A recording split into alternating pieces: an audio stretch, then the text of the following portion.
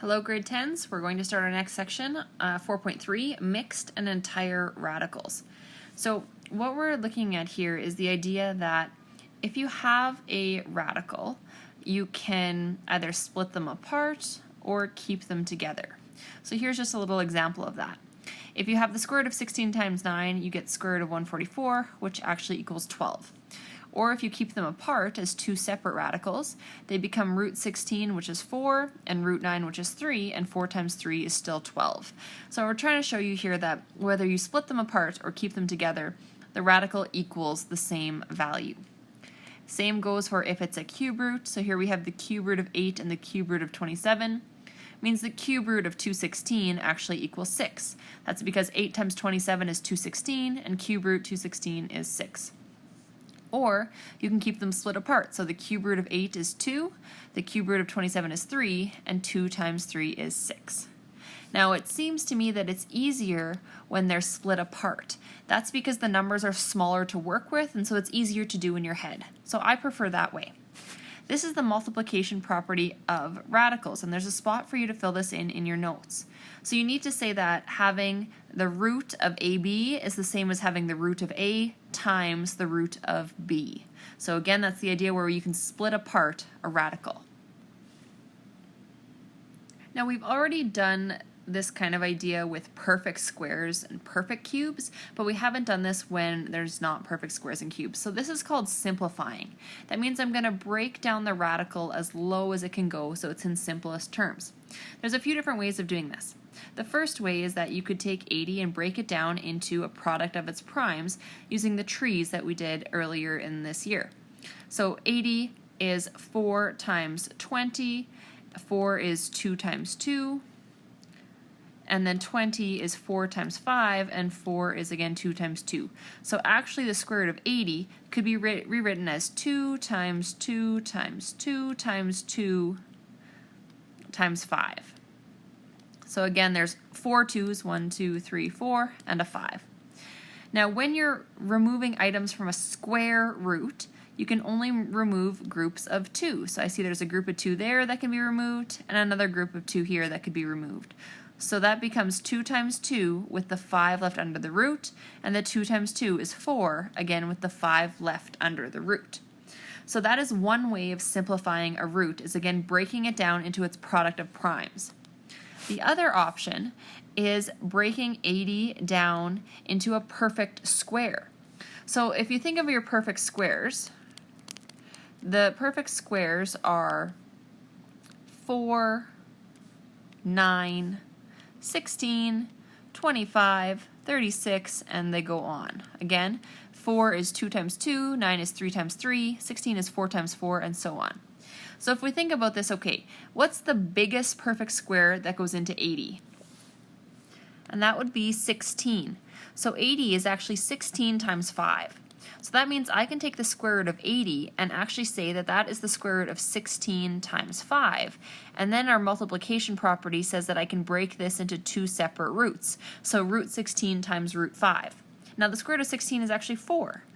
And the square root of 5 cannot be made any simpler. So 4 root 5 would be the answer, again this way. So what I would challenge you to do is try to work more on this method over here, because that's going to be a lot quicker than the other way. Either one is fine though. Now let's look at part B. So here we're going to take 144 and break it down, and when I break it down I get a 3, a 2, and a 2, a 3, and a 2, and a 2. So again, I'm looking at this time the cube root of 144, which is actually the cube root of 2 times 2 times 2 times 2. There's 4 2's and 2 3's. Now since I'm doing a cube root, I have to take out a group of 3. So the only group of 3 I have is these 2's, which I could remove. So when I remove the 2's, I get a 2 out front, and then the cube root of 2 times 3 left underneath there, which is 12. Nope. Which is 18. Sorry. So my final answer would be 2 cube root 18. Now again, doing this the other method, I'd say, okay, 144. What's a perfect cube that goes into that? Now the perfect cubes are 2 times 2 times 2, which is 8, 3 times 3 times 3, which is 27, 4 times 4 times 4, which is 64, and so on. Now I know right away that 8 actually goes into this, and 8, if you go 144 divided by 8, gives you 18. So I can take the cube root of 144 and say this is actually the cube root of 8 times 18, and then I can split those up. So I get the cube root of 8 times the cube root of 18. And the cube root of 8 is just 2. So we end up with 2 times the cube root of 18 as your final answer. Now let's look at C. C is the fourth root of 162. So if I take 162 and I break it down, I end up with 1, 2, 3, 4 3. So 3 times 3 times 3 times 3 multiplied by an extra 2. Now it's a fourth root, so I need a group of 4 to be removed. So when I remove that group of 3's, I get 3 with the fourth root of 2, because that 2 has to stay underneath the root. So that would be my answer. Again, my other option is I have to find a perfect fourth root that goes into it. So our smallest one is 2 times 2. 2 times 2 times 2 times 2, so 16. The next one would be 3 times 3 times 3 times 3, so 81. And I can see that 81 goes into 162 twice. So what I would do then is I'd take my fourth root of 162 and I'd split it into 81 times 2, and then the 81, when I fourth root it, just becomes 3. So I end up with 3 fourth root of 2 for my answer. Remember to pause the video at any time if you need to catch up. Now let's try these ones just using the idea of perfect squares or cubes or so on. So again, the cube root of 40. Cube root of 40, I know that 8 is my smallest perfect cube, and 8 does go into 40. It goes in 5 times. So now when I split it, again I get the cube root of 8 times the cube root of 5, but the cube root of 8 is just 2. So my answer would be 2 cube root 5. That was for A. Now let's try for B. B is the square root of 26.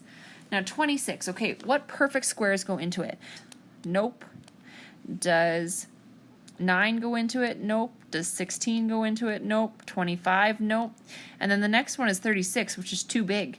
So no perfect squares go into it. So that means the square root of 26 is as low as it can get. That would be your answer. Now let's look at part C. Part C is the fourth root of 32. And so from when we were doing this before, I remember that 2 times 2 times 2 times 2 is the smallest fourth root, and that is 16. 16 goes into 32 2 times. So when I remove the 16, or when I fourth root the 16, I get 2, and then there's still a 2 left underneath there, so that would be your answer. So again, with each of these, you break them down into the perfect square or cube or fourth before you remove it. Now, the next thing we need to talk about, so far what we've been doing is we've been simplifying them into mixed radicals. That's where we bring a number out to the front. The other option is putting them back as an entire radical, where everything is entirely underneath the radical. So in example 3 here, we're going to try to put that front number back in so that it's entirely underneath the radical. So if I have 4 square root 3, it's a square root, which means I need to put the 4 back in twice in order to put it back in.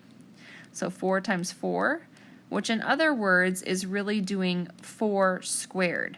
Again, because if I brought it out, I square rooted it, so to put it back in, I have to square it. Square and square roots are opposites. So 3 times 4 times 4 is 48. So that means the entire radical is square root 48. Let's look at B. B is 3 cube root 2. So since it's a cube root, I have to put 3 of those 3's back underneath. So it's going to be 2 times 3 times 3 times 3, which ends up being 54 when you put it back underneath the cube root. And the last one is the 2 times the fifth root of 2. So if I want to put that 2 back in, I have to put it back in 5 times because the index is 5. So that means we're going to have the fifth root, there's the first 2 there, but then there's going to be 5 more from putting that front 2 under. So when we multiply that together, 2 times 5 more 2's, we're going to end up with 64. So we'd get the 5th root of 64. So again, when you're doing it entirely, you're putting everything from the front entirely back under the radical. So now I'd like you to take some time to complete these textbook questions, but you only need to do A, C, and E for each one of these questions. Good luck, and let me know if you have any concerns.